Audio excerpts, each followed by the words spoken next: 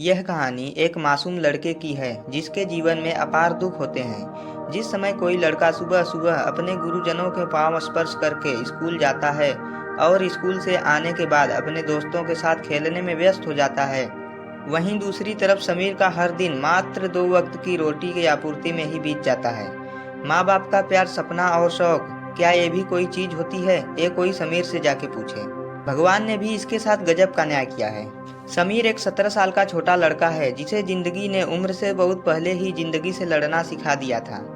छोटे से गांव में बसे एक कच्चे मकान में उसका बचपन बीता था, लेकिन बचपन का मासूमियत और खिलखिलाहट उससे छीन चुकी थी। समीर के माता पिता का साया बचपन में ही उठ गया था और अब बस एक ही रिश्ता था जिससे समीर का जीवन जुड़ा हुआ था, उसके 82 वर्षीय दादाजी बच्चेलाल उम्र और बीमारियों से जर्जर हो चुके थे।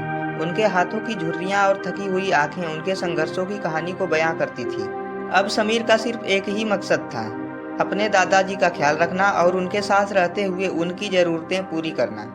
समीर का दिन हर रोज तड़के सुबह शुरू होता। वह उठकर सबसे पहले अपने दादाजी को चाय पिलाता, उनके लिए खाना बनाता और उनकी दवाइयाँ देता। दादाजी की हालत इतनी खराब थी कि वो अब खुद से चल फिर भी नहीं सकते थे। समीर उनकी सेवा में कभी भी कोई कसर नहीं छोड़ता, लेकिन अंदर से वह जानता था कि दादाजी के इलाज और उनकी देखभाल के लिए बहुत से पैसों की जरूरत है और इन पैसों के लिए दिन रात काम करना पड़ेगा। हर सुबह जब समीर दादाजी के पैर छूकर घर से निकलता तो उसकी झोली में सिर्फ उम्मीद होती। गांव की तंग गलियों से गुजरते हुए वह शहर के अमीर लोगों के घरों की तरफ निकल पड़ता, जहां वो किसी के बर्तन साफ करता तो किसी के घर की साफ सफाई। कभी कभी उसे कोई ऐसा काम भी मिल जाता जहां उसे दिन भर खटना पड़ता, लेकिन बदले में कुछ पैसे मिल जाते। समीर की कड़ी मेहनत के बावजूद उसे तिरस्कार और अपमान का सामना करना पड़ता था। समाज ने समीर की गरीबी को उसकी कमजोरी मान लिया था। हर जगह उसे दुत्कारा जाता।